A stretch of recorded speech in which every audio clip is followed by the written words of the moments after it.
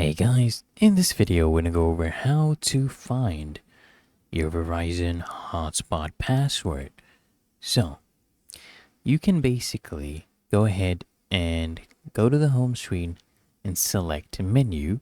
You're gonna use the scroll buttons to basically go ahead and highlight and select the button to select, okay? Then highlight Wi-Fi and go ahead and select more. Now right here you wanna view your name and password and go and select. Okay, it's really that easy and simple. You should be able to see your hotspot password and you can go ahead and use that in your devices. It's really that easy and simple. So I hope this guide provided value to you. And if it did, consider smashing that like button as well as subscribing to frequently asked questions. And I'll see you guys in the next one. And make sure you also turn on those bell notifications, guys.